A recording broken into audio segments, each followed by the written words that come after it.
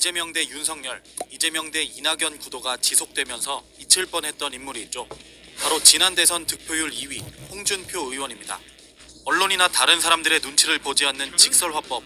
과거 이 화법은 홍준표 의원에게 비호감이라는 꼬리표를 달기도 했습니다. 하지만 홍 의원의 이런 모습이 요즘 2030 젊은 층에게 통한 걸까요? 홍 의원은 지난 2일 발표한 차기 대선 후보 적합도에서 25%의 이재명 지사, 19%를 기록한 윤석열 전 총장에 이어 10%를 기록하며 3위까지 치고 올라왔습니다. 이낙연 전 민주당 대표와 동률로 공동 3위죠. 연령별로 보면 홍 의원은 18세부터 29세의 지지율에서 15%를 차지해 1위를 기록했는데요. 이 지사와 윤 전 총장 등을 앞서면서 여야를 통틀어 1위입니다. 할 말은 한다는 그의 이미지와 연관이 있습니다. 문재인 정부의 화두로 떠올랐던 공정 문제를 대놓고 거론하며 로스쿨 폐지, 사법시험 부활을 외쳤고, 최근 20개월 된 아이를 살해한 혐의로 구속 기소된 양모 씨 사건에 대해서는 내가 대통령이 되면 반드시 이런 놈은 사형시킬 것이라며 강경한 발언을 남겼습니다. 직설화법의 대명사처럼 여겨지는 이재명 지사도 지지율 1위 자리에서는 말을 아끼고, 검사 시절 뚝심 있다고 평가받던 윤 전 총장조차 입조심하는 정치권에서 홍 의원의 이런 모습은 젊은 세대의 가려운 곳을 긁어줬다는 평가를 받고 있습니다.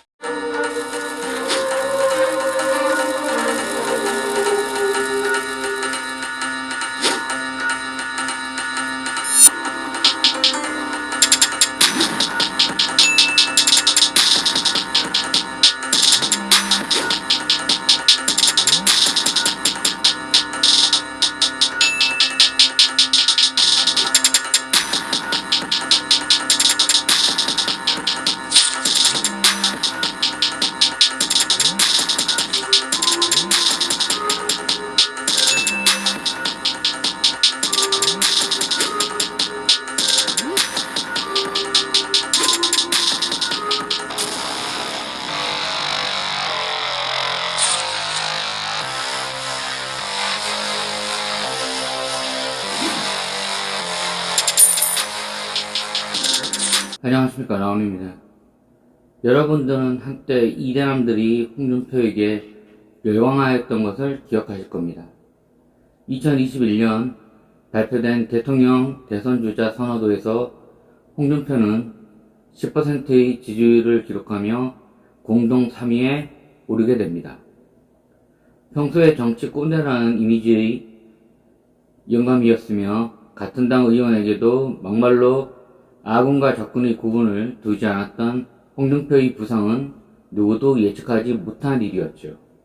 주목해야 할 점은 2030 세대의 지지가 윤석열보다도 높게 나왔다는 것이었습니다. 당시 입당한 윤석열은 2030 세대의 절대적 지지를 받던 당 대표와 입당 과정에서 충돌을 일으킵니다. 그는 바로 이준석입니다. 그래서인지 당선된 후 얼마 되지 않아 이준석을 당에서 내쫓아버리죠. 2017년 대선 당시만 하더라도 홍준표의 주요 지지 세력은 태극기 부대로 상징되는 노년층이 대부분이었습니다. 이렇듯 홍준표의 2021년 청년 세대의 절대적 지지는 시대가 만들어준 기회였다는 것이 작가의 설명입니다. 과거에 꼰대로 여겨지던 그의 행보가 시대가 바뀌며 새로운 캐릭터로 재포장되었다는 것이죠.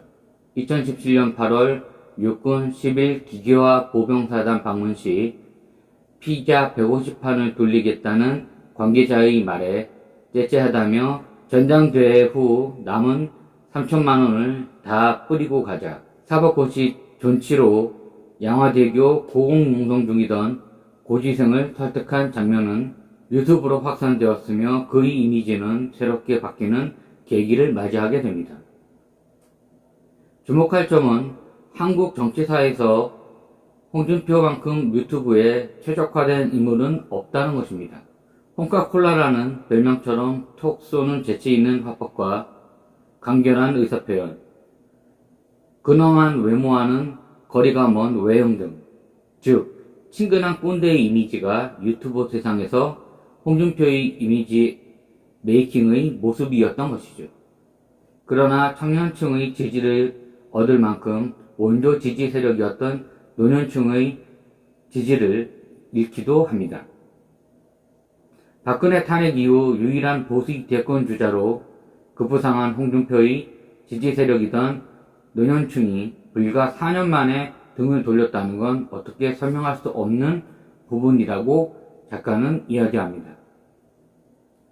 문제는 이제 홍준표나 윤석열 개인 차원의 문제가 아니라 보수 세력이 겪게 될 혼란의 서막이었다는 데 있다는 것이죠. 보수 세력에서 이명박과 박근혜로 대표되는 두 세력, 즉 자유시장 경제와 능력주의를 추구하는 자본의 보수는 반공 애국을 최우선 가치에 두고 보수의 양대축으로 지금까지 대한민국의 보수를 지지하고 있는 이념이라는 것이 사실입니다. 하지만 이런 상황 속에서도 2023년 현 상황은 바로 세대가 크게 갈라지지 않았다는 점에 주목해야 합니다. 이전까지의 전통적 보수의 확고한 지지층은 50대 이상 중노년층이었죠. 그러나 현재의 보수층 지지층 내에서도 세대 간의 큰 간격이 생겨난 것입니다. 특히 40, 50 중장년층이 민주당을 전폭적으로 지지하며 중간지대가 사라졌다는 것이 작가의 분석입니다. 작가는 젊은 세대가 보수 지지를 하면서도 태극기 부대에 반감을 갖는 이유는 이들은 보수의 큰 위기가 올 때마다 너무 무능력했다는 사실에 주목합니다. 한국 전쟁과 너무 거리가 있는 시기에 태어난 2030 세대는 보수주의의 핵심 가치인 반공에 별 관심이 없다는 것이죠.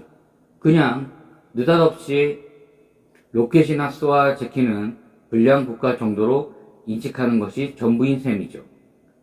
이렇듯 홍준표를 보수 꼰대의 아이콘에서 새로운 혁신의 상징으로 만들어준 유튜브를 보수가 어떻게 장악했는지 알아보도록 하겠습니다. 한국 방송사에서 유튜브 이전의 개인 방송은 게임, 성인 방송 등 그리 사회적으로 건전한 내용이 아니라는 분위기가 팽배한 것이 사실이었습니다. 모름지기 방송이란 방송국의 막대한 자본과 인력이 투입되는 고부가 상품이라는 인식이 고정관념처럼 자리잡고 있었으니까요. 하지만 2017년을 기준으로 유튜브와 인터넷 개인 방송은 강력한 영향력을 행사하기 시작합니다. 유튜브로 갑부가 되었다는 이들이 공중파에 출연하고 유튜브 이용 시간도 이때부터 공중파 시청 시간을 위협하는 시대가 된 것이죠. 작가는 이때 흥미로운 사실은 최신의 플랫폼인 유튜브는 1020 세대의 전유물이라고 생각하기 쉽지만 정작 10대와 60대가 주 소비 계층이었다는 것에 주목합니다. 이유는 노년층은 박근혜 대통령 탄핵을 빼고는 설명할 수 없다는 것에 주목합니다. 그 중심에는 박근혜 정부와 조선일보 사이 운명을 건 전면전이 존재하고 있었습니다. 미르재단의 비리를 최초로 보도한 것이 바로 TV조선이었으니까요. 뒤이어 미르재단과 쌍둥이인 K스포츠재단 존재까지 후속 보도로 청와대를 압박하기에 이르죠. 당시 새누리당 김진태 의원은 조선일보 송유영 주필의 비위를 폭로하여 서로 빠져나올 수 없는 나락으로 함께 빠져들게 됩니다. JTBC가 최순실이 국정 관련 문건을 받아보았던 태블릿 PC를 공개하며 사태는 탄핵의 길로 들어서게 되는 것입니다. 정통 보수 지지층이라는 태극기 부대는 자신들이 그렇게 신뢰하던 조선일보와 중앙일보마저 자신들에게 등 돌린 것에 대하여 분개하게 됩니다. 그들은 자신들의 의견을 대변해줄 대체 언론을 찾게 되었고 그것이 바로 유튜브였던 것이죠. 당시 보수 유튜브 개설은 수백만의 구독자를 거느리며 대박을 치며 채널 개설자는 돈방석에 올라앉게 되는 질풍경이 연출됩니다. 보수의 대표적 인물들은 유튜브에 출연하거나 혹은 채널을 개설하였으며 이렇게 탄핵을 거치며 보수 유튜브는 하나의 거대한 시장이 된 것이죠. 이전까지 대한 미디어는 늘 진보의 것이었죠. 2010년대 스마트폰의 보급과 데이터 요금제 개편은 개인 방송들이 발전의 근간이 되는 역할을 하였습니다. 유튜브가 성장할 당시 집권당이 민주당이었기에 공중파에 막힌 보수 진영이 유튜브에 목을 맬 수밖에 없었던 것은 어쩔 수 없는 현실적인 상황이었던 것이고요. 이런 분위기 속에서 홍준표의 인터넷 활동은 위축은커녕 오히려 정부에 대한 비판과 국정 대안의 부재에 대하여 압박해 나감으로써 더 인기를 얻게 되었던 것입니다. 또 온라인 플랫폼은 과도한 엄속주의에 길들여져 있던 지상파에서 시청자들을 자유로운 콘텐츠에 빠져들게 하는 능력을 발휘합니다. 이 당시 만들어진 신조어가 사이버 레카라고 합니다. 교통사고가 발생하면 쏜살같이 달려가 견인하는 것처럼 사건, 사고가 생길 때마다 총각을 다투며 그 이슈에 편승하여 컨텐츠를 만드는 유튜버를 말하는 신조어입니다. 하지만 이들은 옛날 스포츠 신문이나 썬데이 서울의 삼류 쭈라시 같은 존재로 여겨집니다. 예를 들어 유명 여배우가 드라마에서 임산부 역할을 맡은 것을 산정적 기사로 유명 여배우 누구누구 임신 이런 식으로 대중들이 호기심을 자극하여 클릭질을 하게 만드는 찌라시 들인 것이었죠. 한마디로 클릭수가 돈이 되므로 팩트의 진실과는 상관없이 낚시질을 하듯 자신이 올린 기사나 영상을 낚시하듯 떡밥을 넓게 뿌리고 대중들의 클릭질을 유도하는 방식을 썼던 것입니다.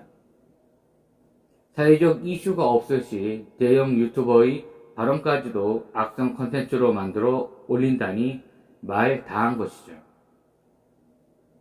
이들은 컨텐츠의 질보다는 속도가 중요합니다. 어쩌다 이슈를 독점하면 수십만 건의 조회수를 기록하며 상당한 수익을 올리는 것이 이들의 최종 목표니까요. 대표적 사건이 2018년 젠더 갈등입니다. 작가는 사이버 레카의 출연은 분노라고 성토합니다. 다루는 주제도 젠더 갈등, 갑질, 인성 논란 등 메이저 언론에서는 사소한 문제라 여기는 것들이 대부분이며 실제로 그 대상이 되는 젊은 이들은 자신들이 분노를 반영해주는 사이버 레카의 영상을 클릭할 수밖에 없는 것이 현실이라고 이야기합니다. 우리는 정치꼰대 홍준표가 잠시나마 2030 세대로부터 지지를 받은 것과 그 배경이 되는 2017년부터 2018년까지의 정치적 사건들과 언론 지형의 변화, 유튜브의 사회적 영향력 등 두 주제가 따로 존재하는 것이 아니라 사회적, 문화적, 정치적으로 복합적이며 총체적 결과물이라는 사실을 알아보게 되었습니다. 시대가 영웅을 만든다는 얘기와 영웅이 시대를 만든다는 얘기를 많이들 들어보셨을 것입니다. 우리 현대 정치사는 그 어느 것에도 속하지 않으며 국민들이 주체가 된 새로운 역사가 더 내려져 가기를 간절히 바라봅니다. 라운이었습니다. 감사합니다.